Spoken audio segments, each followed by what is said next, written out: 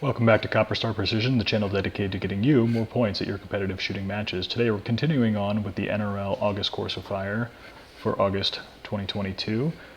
This is stage 5 and the last stage in the booklet called Too Tired for This Shoot, 120-second par time and a round count of 10. Our club usually uses option 1, so we're going to be a 2.5 inch at 85 yards. The target size of mils is 0.82. So let's look at the course description. Looks like we have 2 tires set up, one horizontal, one vertical. My dope for the stage is 1.2. I always write that down as a sanity check. Let's look at the course of fire. It says on the start signal, the shooter will engage the target in the following order and manner. The upright tire, 2 shots. Flat tire on the right, 3 shots. Upright tire, 3 shots. Flat tire on the left, 2 shots. So 2, 3, 3, 2 is definitely something I'll probably write on my dope card to make sure I have the proper number of shots per position. It's a 1 target stage, so it's relatively easy. The strategy here is simply dial whatever your dope is, in my case 1.2, set parallax for that signal target, and build a good position. So we can head out to the range and discuss what good positions might look like. Welcome back to the range. We're going over the 5th and final stage of the August NRL22 Course of Fire. This one is called Too Tired for This Shoot. 120-second par time, round count of 10, 1 target, which makes it easy. Dial your elevation, set your parallax, you're good to go. We've got 2 tires set up in a position like this, one on in the sort of horizontal plane, one in the vertical plane, and we're going to engage 2 shots off the top, 3 shots right, 3 shots top, 2 shots left. So really the left and right positions are just mirror images of each other, so we can probably use the same strategy there. The tires are going to be all different sizes. There's no really standard tire. I think it's between 28 and 33 inches, light truck tire. These are probably a little bigger, just what I had lying around. But in terms of gear and that kind of stuff, we had a tire stage not too long ago in the last couple of courses of fire, so I had good success with just 1 single bag, putting it on top here, rifle in, grabbing the bag and the rifle, not trying to touch the barrel, just the stock, getting a stable position here behind the rifle, leg straight, engage for 2 shots. This works quite well when we transition. Same thing here, and when I get in this position, if I'm using a rear bag or anything like that, I can put it under here, but I had just as much success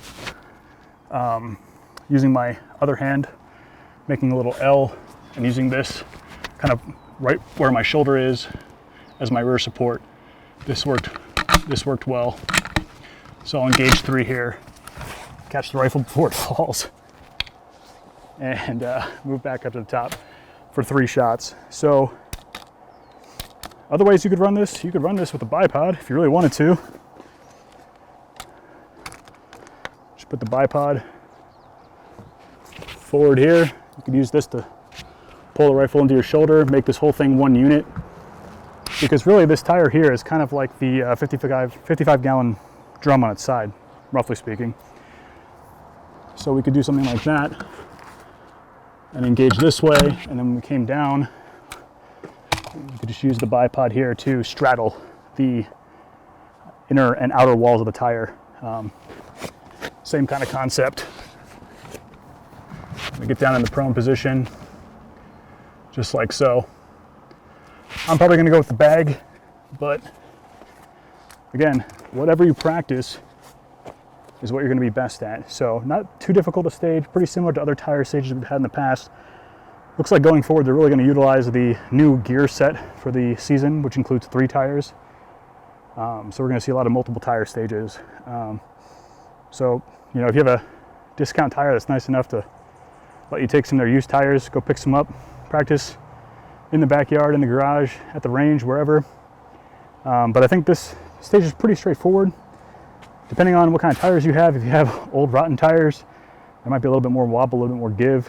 So there shouldn't be as much give on the sides. It's really this top one that you have to worry about. So whatever you feel more comfortable with, whether it's bag, bipod, I'm probably gonna go, like I said, with the bag. I'll leave my bipod attached because it helps with the weight balance of the rifle. Just make sure we're nice and settled. Grabbing the bag and the stock, pulling into my shoulder, finding the target. Should keep my legs a little bit more straight than that. You want to keep your legs straight here because You don't want to be relying on your muscles to balance. You want skeletal frame support in the rear. So I have to remember, always keep these legs locked and then engage. And actually, I should be a little bit more squared up to my target for the most stable position. So try things out, see what works for you. We have a lot more content coming up. I'm going to be talking about other rimfire rifles. I'll do a review of this guy. I've got a special surprise. We're going to be building a base class rifle on this channel. Base class rifle and scope. Should be a lot of fun. So if you haven't gotten into the sport and you're thinking about it, stay tuned. Make sure you like, comment, subscribe, enable those notifications because a lot of fun videos are coming out after this. That wraps it up for the August Course of Fire, 5 videos. If you haven't seen the other ones, go back to the channel, check out the playlist. And hopefully it helped you. If it helped you, like I said, like, comment, subscribe. Let me know how you do at your matches. And I wish you the best of luck. Until you see you next time, score more points.